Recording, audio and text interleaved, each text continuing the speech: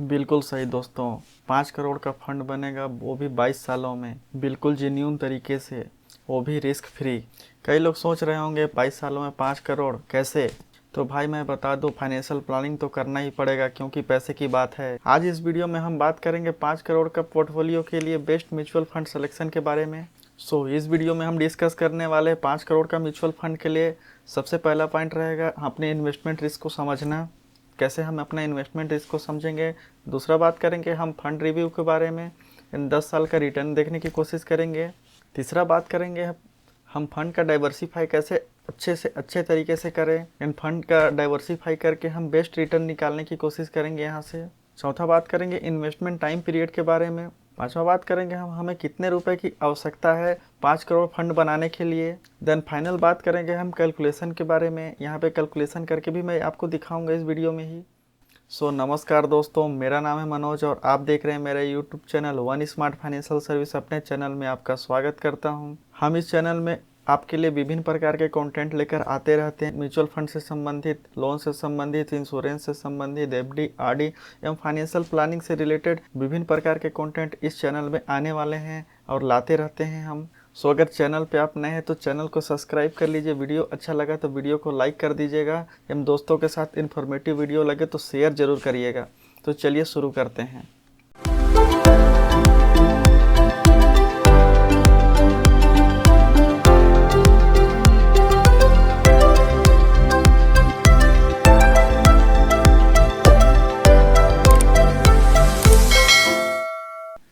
चलिए दोस्तों, हम अपने रिस्क के बारे में समझ लेते हैं, इन्वेस्टमेंट रिस्क को जान लेते हैं। होता क्या है, कंजर्वेटिव इन्वेस्टर वो होते हैं जो कि 10% से ज़्यादा रिस्क नहीं लेते हैं। उनका रिस्क सिर्फ 10% तक का रहता है। मान के चलते हैं 1 लाख रुपए यहाँ पे कोई इन्वेस्ट करता है। 1 लाख रुपए कोई इन्वेस्ट करता है, उसका पोर्टफोलियो गिर के 90% में आ जाता है, 90,000 रुपये हो जाता है। तो वो उस कंडीशन में वही इन्वेस्टर वहाँ पे अपना बुक कर लेगा, म्यूचुअल फंड से एग्जिट कर लेगा। तो वह होते हैं कंजर्वेटिव इन्वेस्टर जो कि 10% से ज़्यादा रिस्क नहीं लेते हैं, उसको बोला जाता है conservative investor. Moderate and medium investor उनको बोला जाता है जो 15 से 20% तक का रिस्क लेते हैं। जैसे 1 लाख रुपए कोई इन्वेस्ट किया हुआ है, मान के चलिए वह उसका पोर्टफोलियो गिर के 10,000 या 15,000 रुपये कम हो जाते हैं। मान के चलिए 85,000 या 80,000 रुपये आ जाते हैं, 90,000 रुपये आ जाते हैं। उनको बोला जाता है मॉडरेट इन्वेस्टर, जो कि 15% से लेकर के 20% का रिस्क लेने का क्षमता इनका होता है, या उस कैटेगरी में आते हैं। वहीं बात कर लेते हैं तीसरा अग्रेसिव इन्वेस्टर के बारे में। तो इनमें 20% से लेकर के 40% तक का, 40% से लेकर के 50% तक का भी इनका रिस्की इन्वेस्टर होते हैं। सॉरी,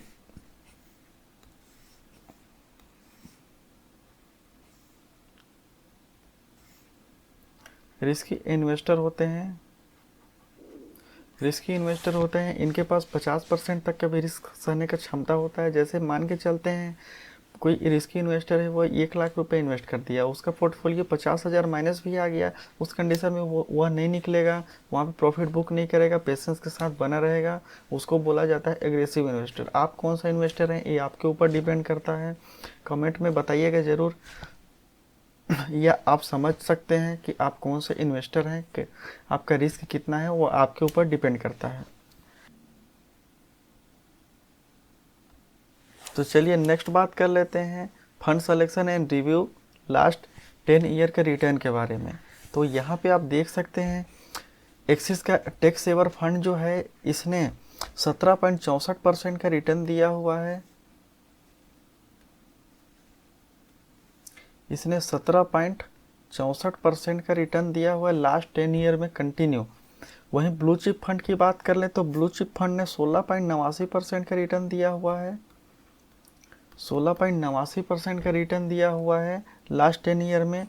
पराग परिक टैक्स सेविंग फंड की बात कर लें तो 24.8% का रिटर्न यहाँ पे दिया हुआ है पराग परिक ने। वहीं Nippon India large cap fund के बारे में बात कर लें तो निप्पॉन ने 18.13% का रिटर्न दिया हुआ है। 0.13% का रिटर्न यहाँ पे दिया हुआ है। वहीं पांचवा फंड की बात कर लें तो SBI large and mid cap fund है, उनका रिटर्न देख लेते हैं। 18.56% का इनका रिटर्न है, 18.56% का रिटर्न है। कोटक इमर्जिंग फंड के बारे में बात कर लेते हैं तो 24% का रिटर्न इन्होंने भी दिया हुआ है। वहीं एचडीएफसी मिड कैप की बात कर लें तो एचडीएफसी मिड कैप जो है वो 22.89% का रिटर्न दिया हुआ है लास्ट 10 ईयर में। काफ़ी अच्छा फंड है, लास्ट 10 ईयर का रिव्यू है। आप जाके डायरेक्ट मनी कंट्रोल पे गूगल पे रिसर्च कर सकते हैं। मैंने एक्यूरेट डाटा गूगल से लिया हुआ है। आज के डेट में मैंने ये डाटा निकाला हुआ है, आज से 10 साल पहले का कंटिन्यू रिटर्न है आज तक का, तो आप उसको जाके एनालाइज वहाँ से भी कर सकते हैं। एक्सिस स्मॉल कैप फंड का बात कर लें तो 25.36% का रिटर्न है, 25.36% का रिटर्न यहाँ पे देखने को आपको मिल जाएगा। तो काफ़ी फंड है, काफ़ी सारा फंड है। यहाँ पे 8 फंड आपको दिया हूँ मैं निकाल करके। ये 8 फंड में आपको काफ़ी अच्छा रिटर्न देखने को मिल जाएगा, ग्रोइंग स्टेज में हमेशा से रहा है।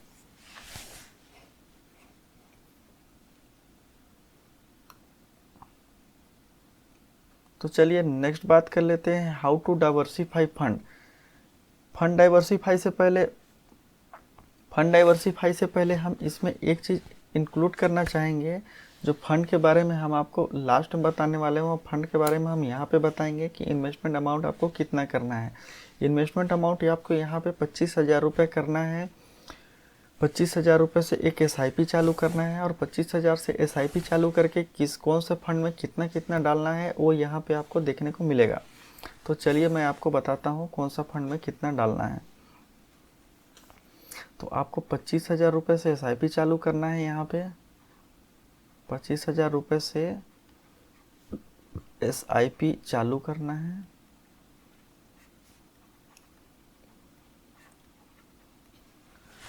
एसआईपी चालू करना है।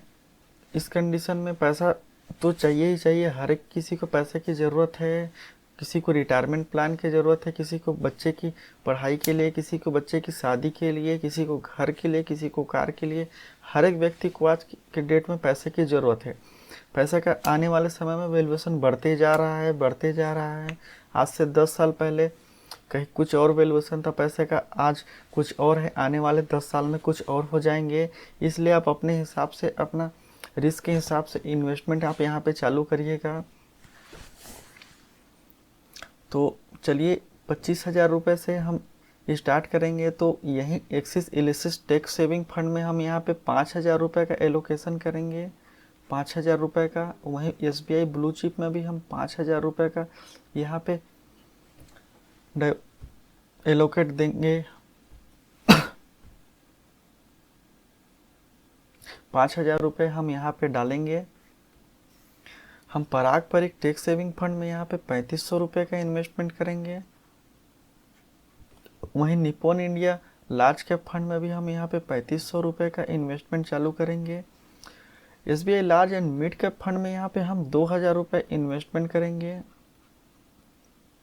वहीं Kotak emerging mid cap fund में भी हम 2,000 रुपये यहाँ पे इन्वेस्टमेंट करेंगे। वहीं एचडीएफसी में भी हम 2,000 रुपये यहाँ पे एलोकेशन के लिए डालेंगे। वहीं एक्सिस स्मॉल कैप में भी हम 2,000 रुपये इन्वेस्ट करेंगे। तो इस टाइप से अगर आप इन्वेस्टमेंट करेंगे तो आपका काफ़ी अच्छा स्ट्रॉन्ग पोर्टफोलियो बन जाएगा। आप अपना रिस्क के हिसाब से, अभी भी मैं बोल रहा हूँ, आप अपना रिस्क के हिसाब से इन्वेस्टमेंट करिएगा। यह एक एजुकेशन पर्पस के लिए वीडियो है। तो आपका जो भी रिस्क बनता है वह आपके ऊपर डिपेंड करता है। आपका जो भी इन्वेस्टमेंट करना है वो आप अपने से एक बार रिसर्च कर लीजिएगा। यह वीडियो मेरा सिर्फ और सिर्फ एजुकेशन पर्पस के लिए है। अगर आपका बजट 25,000 रुपये नहीं है, अगर आपका बजट 12 या 13,000 रुपये है, तो इन्वेस्टमेंट को हाफ कर लीजिएगा। यहाँ पे जैसे मैं बताया हूँ, एक्सिस एलिसिस टैक्स सेविंग फंड में 5,000 रुपये डालना है, उसको आप 2,500 रुपये कर सकते हैं। एसबीआई ब्लू चिप में भी 2,500 रुपये कर सकते हैं। आप यहाँ पे पारंपरिक में 1,700 रुपये कर लीजिएगा। उस हिसाब से आप कम करके बराबर का एलोकेशन करके डाइवर्सिफाई कर सकते हैं।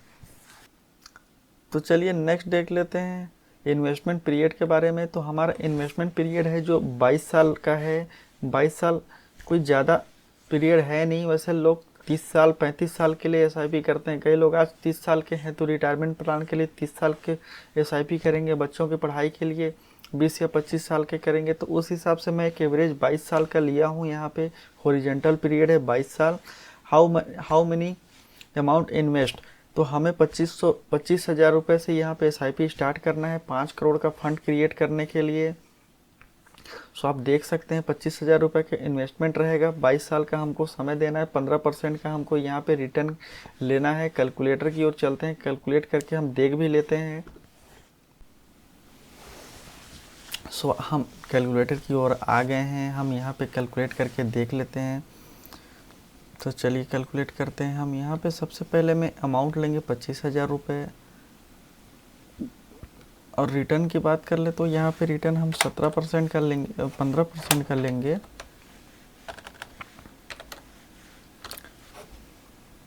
तो आप यहाँ पे देख सकते हैं 22 साल का हमको पीरियड में कितना अच्छा रिटर्न देखने को मिला। 5,67,66,474 रुपये ओवरऑल रिटर्न हमको यहाँ पे मिल जाएंगे, जो कि काफ़ी अच्छा वैल्यू होता है। पैसा का वैल्यूएशन आने वाले समय में काफ़ी बढ़ने वाला है। आज से 10 साल पहले कुछ और था पैसा का वैल्यू, और आज कहीं कुछ और है। इसलिए पैसा का वैल्यू हमेशा ग्रो होने वाला है। इसलिए जितना मैक्सिमम हो सके उतना सेविंग करने की कोशिश करिए, इन्वेस्टमेंट करने की कोशिश करिए, ताकि आने वाले समय में आपको एक बड़ा फंड मिल सके, जिससे आपका कोई भी गोल अचीव आप कर सकें।